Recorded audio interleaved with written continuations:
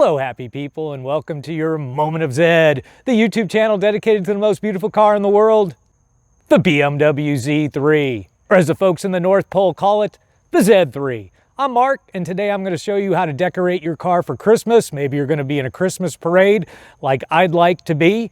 I'm going to show you how to do it and the equipment I used. But before we do that, we have three Zeds of the week. And first up, we have Mike from Pittsburgh, Pennsylvania with his 2001 2.5-liter 5-speed Roadster with only 10,000 miles. Now, this is Mike's second Z3. He's the third owner of this one and discovered the other two owners only live a few miles away from him. It is pristine and original with only a replaced water pump. He likes the tonneau cover and rear window cover that he didn't have on his first Zed. Next up, Leo from Glasgow, Scotland with his 1999 1.9-liter Roadster with 126,000 miles that he bought at the start of the year for only £800. Wow, what a great price. He's changed all the fluids, redone the inner and outer sills, put in a new radiator, new filters, and new spark plugs. His next job is a new convertible top. Finally, we travel all the way back to my town, Oviedo, Florida, to check out Hayden's 1998 1.9-liter 5-speed Roadster. Now, Hayden is 16. This is his first car. That is awesome. He and his dad have done a laundry list of repairs, including a new camshaft position sensor, a new clutch and flywheel, new ignition coil, new radio, new instrument cluster, new convertible top, new emergency flasher switch, new fuel filter, new fuel pump, new passenger seat, new seat bushings, a new side view mirror, and the future plans for the car include a new exhaust system, new LED headlights, and new shocks and struts. Very nice. Thank you so much, gentlemen, for sharing your beautiful cars. Now on with that decorating. Okay, let's take a look at what we're working with today. Number one, our power source is the 150-watt power inverter from Pisfau. I don't know where they come up with these names. Anyways, this was $15 on Amazon on a Black Friday special. It's regularly $18, I think. Link in the description. And hopefully that works for us. We'll see. It's highly reviewed. We'll see what we get out of a less than $20 power inverter. Hopefully at least one night's use. Christmas lights. These are just pretty standard home LED Christmas lights. I have two 20-foot strings with about 75 bulbs each. Stop right there. You need more lights. I would go with at least 100 feet of lights and 300 bulbs minimum. Otherwise, it's going to look skimpy, and you're going to see that real soon. So use more lights.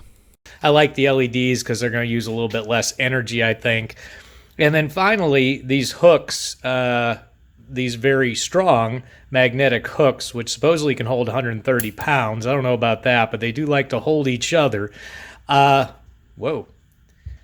Anyways, I'm going to put blue tape on the bottom of these, so hopefully I don't scratch the vehicle. I was going to put felt and glue felt on the bottom, but I think that really reduced the holding power of the magnets when I tested it before I glued it. So I'm going to put blue tape on these, see if it works. These are very capable of holding. They do hold pretty well. Some reviewers said they couldn't get them off of things, but I think maybe those folks need to work out a bit more. They're not quite that strong. But anyways, $10 for a package of 4 from Amazon, link in the description. So here we go. Okay, so we've got our Pisfau plugged in. Obviously, it just goes to the cigarette lighter. And there's power when there's a green light. Now, if this thing starts draining your battery down to 10.7 volts, if I remember correctly, that light, the green light will turn red, and then if it drains it down to 10, that light will just shut off.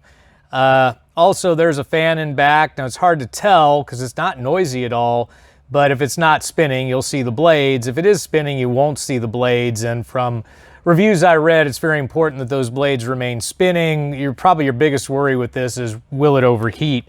Now I'm going to use one of these splitters because I want to split the power and have both sets of lights connected here, and then I'm going to figure out exactly how I'm going to rig them.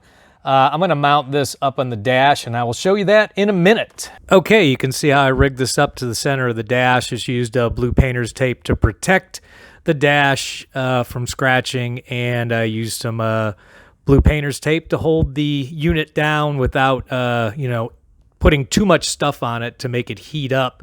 Now, I have it unplugged right now, but the cord is just long enough to reach down and go into the cigarette lighter, so no problem there. And now I can start from the center of the car and work my way wherever I want to. Okay, so this is going to be a symmetrical design, so I'm going to show you the details of the first side, and the other side is going to be the same. Started off at the top of the dash, ran the cord of the first string past the rear view mirror to around over the top of the windshield frame to the corner of the A-pillar. I have hooks in the center of that frame, a hook on the A-pillar, and then I ran it down the A-pillar. And what I've noticed is I'm going to run out of hooks really soon. So this turn I'm going to take and I'm going to go that way, probably loop this under the windshield wiper arm and then run down the center of the hood is what I'm thinking.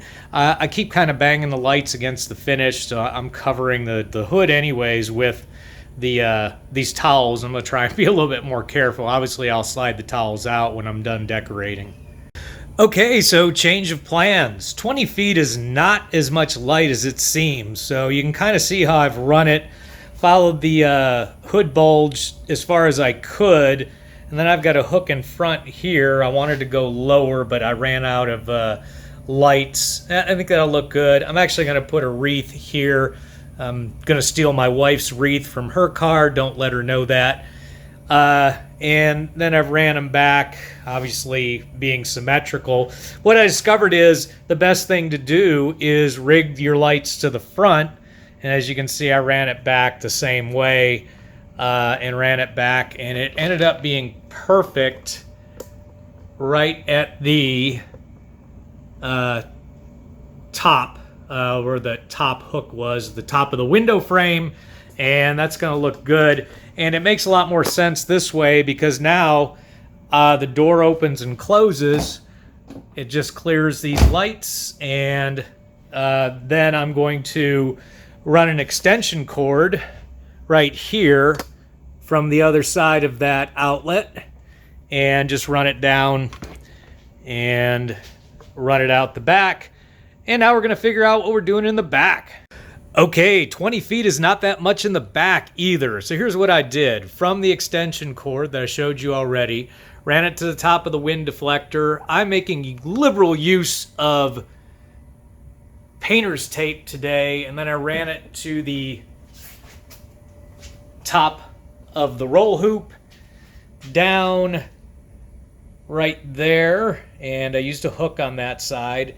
And then just ran it, kind of followed the fender down to the corner of the bumper, ran it across.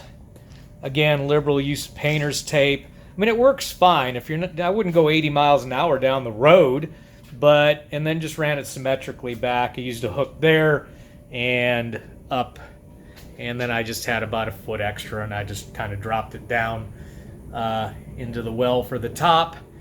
And that's it. Pretty simple, and I think it's going to look good. Let's get a shot of it with the lights off here in a minute. All right, and there she is, all lit up, looking good. And so far, no problems with my power supply. And I'm looking forward to taking this thing out for a drive. And by the way, I did add the wreath to it. Now this is just a soft plastic wreath with a bow that my wife tied, so really no danger of scratching, and I've just zip tied it to the grill, and I will use that tonight and then put it on my wife's car tomorrow. All right, so we are rolling with our lights and we're looking good, and right now I got my hand on the Pisfau and it's not getting hot, and it's working great. If it was getting hot already, I'd be Pisfau'd. But it seems to be working like a champ. So I guess the question becomes, why are we not in a parade? Well, tonight actually is the Oviedo, Florida Christmas parade. I went last year as a spectator and thought, hey, it'd be really cool if I could enter the car next year, which is now this year. And I kind of figured you just look at the city website a couple weeks before and they tell you how to register and enter. But apparently you need to be on the city's email blast list, and then they'll send you invitations to things and you can answer the things you want to do. I was not aware of that, so I am currently not in the parade that is taking place right now in another part of town. So I'm just cruising around my neighborhood looking cool in my Z3 that's all decorated up for the holidays. But unfortunately, this is the left out part of my thumbnail title, lit up and left out, because we've been left out of this year's parade, but that's okay. I feel good. Now I know I can do this. I'll enter next year's and we will be all set. So if you found this content valuable, please crush that like button as always. And until next time, remember, friends don't let friends drive boring.